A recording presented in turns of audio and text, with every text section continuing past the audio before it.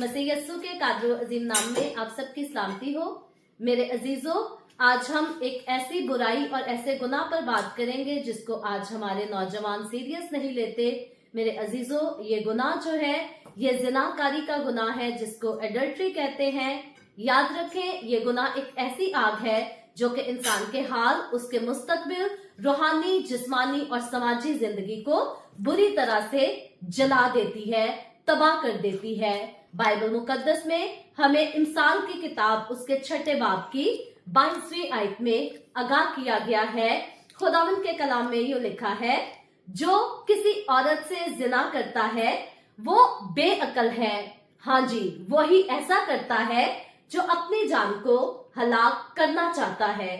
मेरे अजीजों, सबसे पहले जिना आपके हाल को यानी कि आपके प्रेजेंट को खराब करता है। और याद रहे कि ये दिल में बेचैनी, शर्मिंदगी और खौफ को पैदा कर देता है। यहाँ पर इंसान अपनी अंदरूनी सलामती को खो देता है। और दूसरी बात, ये आपके मुस्तकबिल को भी बर्बाद करता है, आपके फ्यूचर को तबाह कर देता है, जिसमें आपके रिश्ते टूटते हैं, आपकी इज्जत को तबाह कर देता है। और फिर जो है आपके घर बार, आपके कारोबार तबाह हो जाते और आपकी जिंदगी खतरे में पड़ जाती है। तीसरी बात पर गौर करें तो ये आपकी रूहानी जिंदगी को भी नुकसान पहुंचाता है, क्योंकि खुदा के साथ ताल्लुक जो है कमजोर हो जाता है।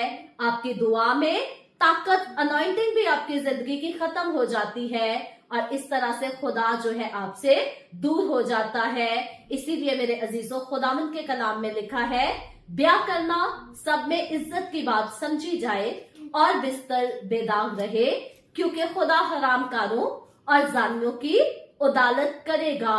चौथी बात यह है कि आपकी जिस्मानी जिंदगी को जिनाकारी जो है ये मुतासर करती है और इसके वसीला से आप मुख्तलिफ बीमारियों में, ज़हनी दबाव और जिस्मानी कमजोरी का भी शिकार हो जाते हैं। और पांचवी खास बात यह है कि समाजी जिंदगी को भी ये आपकी तबाह कर देता है।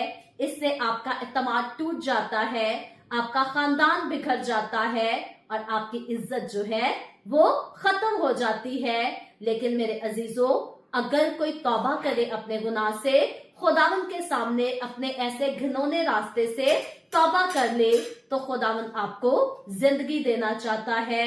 मेरे अजीजों, खुदावंद को पाकीज़गी पसंद है, क्योंकि पाकीज़गी जो है ये जिंदगी की तरफ लेकर जाती है, लेकिन गुनाह जो है ये आपको तबाही की तरफ लेकर जाता है।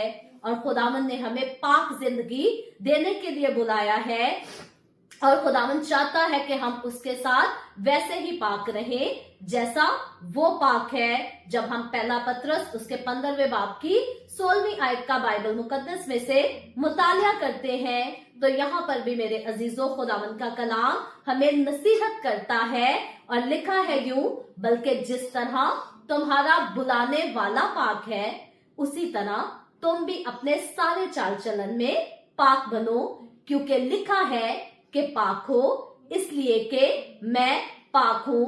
जी तो मेरे अजीजों, हमारा खुदावंद पाक खुदा है और वो मुझे और आपको हमेशा पाकीज़गी में देखना चाहता है और चाहता है कि हम पाक जिंदगी गुजारें, क्योंकि खुदावंद यीशु मसीह इसीलिए मसलूब हुआ ताकि मेरे और आपके, हमारे गुनाहों का भार, हमारे गुनाहों की सजा और यहाँ तक के हमारे हिस्से की मौत जो है अपने ऊपर उठा ले, ताकि मैं और आप, हम उसके वसीला से जिंदगी पाए और कसरत की जिंदगी पाए।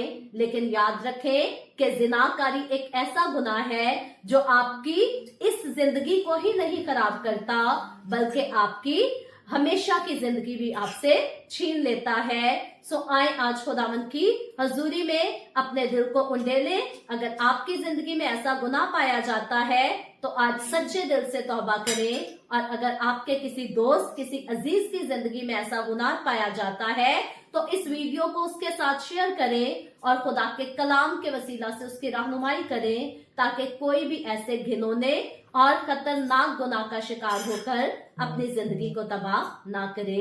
खुदावंद आप सबके साथ हो। आमीन।